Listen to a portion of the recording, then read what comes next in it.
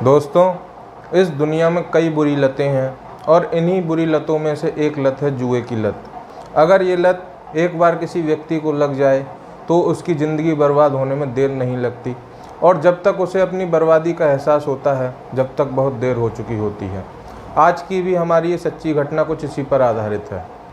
दोस्तों नमस्कार, मैं देव शर्मा आज फिर हाजिर हूँ आपके लिए एक सच्ची घटना के साथ। आज की हमारी ये सच्ची घटना देश की राजधानी दिल्ली से है। ये बात शुरू होती है सन 2018 से पहले से। एक शख्स है जिसका नाम है इसरार अहमद। इसकी उम्र लगभग 40 साल है, दिल्ली का रहने वाला है और सऊदी अरेबिया में रहता है और इसका वहाँ पर घड़ियों का कारोबार है। अच्छा खासा मिडिल क्लास बिजनेसमैन है, थोड़ा बहुत पैसा भी कमा चुका है और उस पैसे से इसने इंडिया में कुछ प्लॉट्स खरीद लिए हैं। 2018 में जब जो सऊदी अरेबिया की सरकार है वह चीन के कुछ आइटमों को बैन कर देती है और इसमें ये चीनी घड़ियाँ भी थीं। इसका कारोबार वहाँ से ठप हो जाता है। वहाँ पर इसकी एक दुकान भी थी, उसे बेच बाच कर ये इंडिया आ जाता है और दिल्ली में अपने माता पिता के पुश्तैनी घर में रहने लगता है। फिर इसके बाद इसकी मुलाकात इसके साले से होती है और साले से ये घुल मिल जाता है। इसके साले का नाम है मुस्तकीम और ये दिल्ली के चांदनी चौक का रहने वाला है। इसके बाद फिर ये 2018 में कपड़ों का काम खोलता है, जीन्स का कारोबार करता है और मुंबई में इसका जो प्लॉट है वहाँ भी जीन्स का कारोबार करता है और दिल्ली में भी कारोबार करता है। लेकिन लगातार उसे 2018 से 2019 तक इस काम में घाटा आता रहा। इसके बाद फिर कोविड आ गया, कोविड ने इसकी कमर तोड़ दी। फिर इसकी मुलाकात जो इसका साला है मुस्तकीम उससे हुई और दोनों घुल मिल गए और लगातार घाटे के चलते इसने उसे बताया कि यार मुझे लगातार घाटा हो रहा है, मुझे क्या करना चाहिए।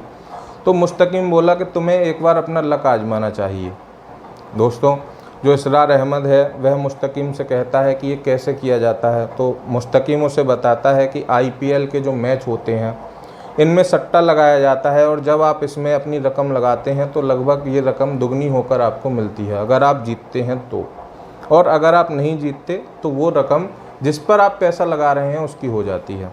इसरार अहमद इस बात को सुनता है और पहले तो कुछ दिन के लिए शौकिया तौर पर इसे खेलना शुरू करता है। इसके बाद फिर धीरे धीरे उसे इसकी लत लगती चली जाती है। लगभग 2018 से लेकर और 2020-21 तक ये बहुत ज़्यादा इस खेल को खेल चुका था और इसका जो सारी सेविंग्स थी वो भी इसमें ख़त्म हो चुकी थी और इसने जो कुछ प्लॉट्स खरीदे थे वो भी सारे बेचकर इस IPL को खेल चुका था। इसकी लत इतनी बढ़ चुकी थी दोस्तों, और इसने मार्केट से कुछ कर्जा भी उठा लिया था इस लत के चलते और उस पैसे को भी ये हार गया। लगभग इस पर 8.5-9 करोड़ रुपए का कर्जा हो चुका था और फिर जब कर्जदार इसके पास इस पर दबाव बनाने लगे और जब इसके पास पैसे नहीं थे तो इसकी जो कुछ प्रॉपर्टियां थीं जो इसने जीन्स के कारोबार के लिए ली थीं वह भी बेचकर कर्जा चुकाना चाहा, लेकिन ये कर्जा नहीं चुका पाया और लगभग 4 महीने पहले इसी दबाव के चलते इसने यमुना विहार में इसका एक घर है वहाँ पर इसने आत्महत्या करने की कोशिश की, हाथ की नस काट कर। लेकिन इसकी जो पत्नी है जिसका नाम है फरीना प्रवीण, इसकी उम्र लगभग 38 साल है, इसने इसे देख लिया और उसको बचा लिया। इसके बाद फिर ये अपने माता पिता के घर पर आकर रहने लगा और ये घर है दिल्ली शाहदरा ज़िले के जाफराबाद के मटका गली में ये घर स्थित है। 4 मंजिली ये घर है, इसमें रहने लगा और बीते 15 जुलाई 2022 की रात को इसरार अहमद और उसका परिवार किसी फंक्शन में गया था। 14 जुलाई की रात को ये किसी फंक्शन में गए थे और 15 जुलाई की रात तकरीबन 2 बजे ये उस फंक्शन से लौटे थे। और ये जो 4 मंजिला इसका पैतृक घर है, इसमें सबसे नीचे इसके माता पिता रहते हैं, बीच में इसका एक भाई और तीसरी मंजिल पर इसरार अहमद और उसकी पूरी फैमिली। इसकी फैमिली में इसकी एक पत्नी जिसकी उम्र 38 साल है, इसका नाम है फरीना प्रवीण।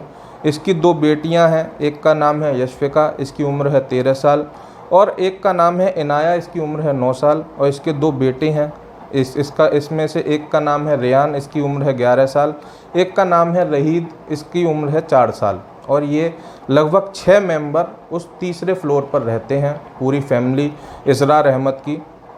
और ये लगातार दबाव में चल रहा है इसरार अहमद और ये 2 बजे 14 जुलाई की 2022 की रात को अपने घर आते हैं किसी फंक्शन से और घर आकर सो जाते हैं।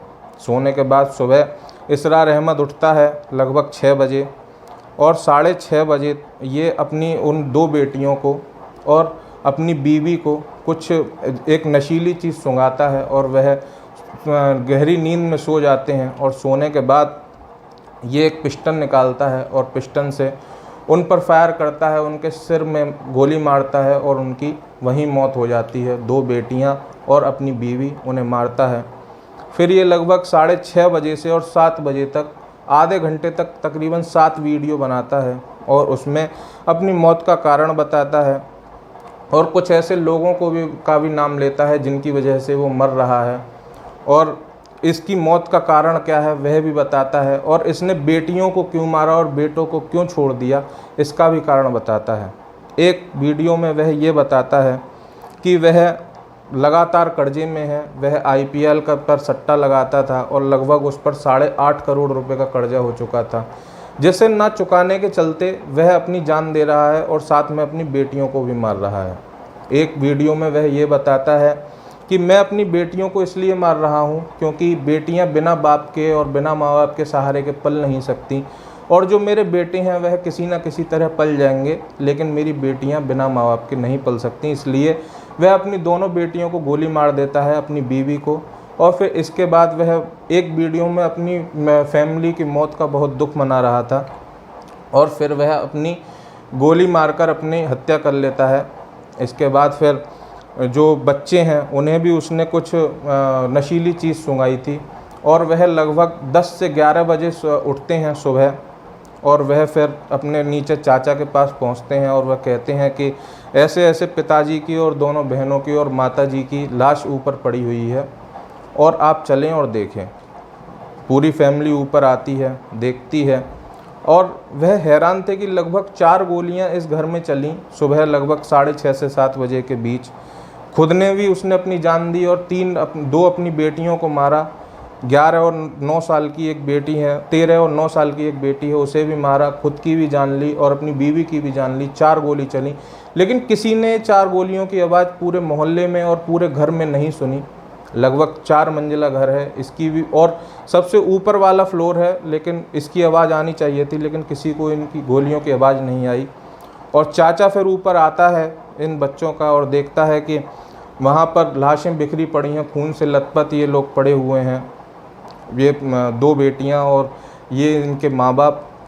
इसके बाद फिर पुलिस को बुलाया जाता है, फिर पुलिस छानबीन करती है। शुरुआती जांच के दौर में ऐसा लग रहा था जैसे ऊपर का जो छत का गेट है वह खुला हुआ था। शुरुआती जांच के दौर में पुलिस को ऐसा लग रहा था कि ऊपर से कोई कातिल आया और इन 4 की हत्या करके चला गया। लेकिन फिर और जांच होती है, SFL टीम को भी बुलाया जाता है, डॉग स्क्वाड को भी बुलाया जाता है और फिर जो इसरार अहमद है इसके मोबाइल को तलाशा जाता है तो इसमें वो 7 वीडियो मिलती हैं और उनसे खुलासा होता है कि इसने किस वजह से अपनी आत्महत्या करी है और क्यों अपनी बेटियों को मारा है। इसके बाद फिर जो इसका साला है मुस्तकीम, इसे भी उठाया जाता है, इससे भी पूछताछ करी जाती है। यह एक पुरानी दिल्ली के दीपक नाम के शख्स का नाम लेता है और ये जो इसरार अहमद और ये इसका साला मुस्तकीम इसी पर लगातार पैसे लगाया करते थे, IPL का सट्टा खेला करते थे। इसी के चलते इसरार अहमद पर 8.5 करोड़ रुपए का कर्ज हो चुका था और सब कुछ बेचने के बावजूद भी ये कर्ज उसका नहीं उतर रहा था और दबाव के चलते उसने ये काम कर लिया। इसके बाद दीपक और मुस्तकीम को गिरफ्तार किया गया और अब इस मामले की जांच आगे अभी चल रही है और जैसे ही इस मामले में कोई आगे अपडेट होता है तो हम आपको अपने चैनल के माध्यम से ज़रूर बताएंगे। दोस्तों, आपसे एक गुजारिश, स्वस्थ रहें, सुरक्षित रहें और जागरूक रहें। और अगर आपको हमारी सच्ची घटना पसंद आई हो तो लाइक करें, शेयर करें और हमारे चैनल को भी सब्सक्राइब करें और बेल आइकन भी दबाएं ताकि आगे आने वाली सारी सच्ची घटनाएं आपको मिलती रहें। आज के लिए बस इतना ही, आगे मिलते हैं आपको अगली सच्ची घटना के साथ। धन्यवाद। जय हिंद, जय भारत।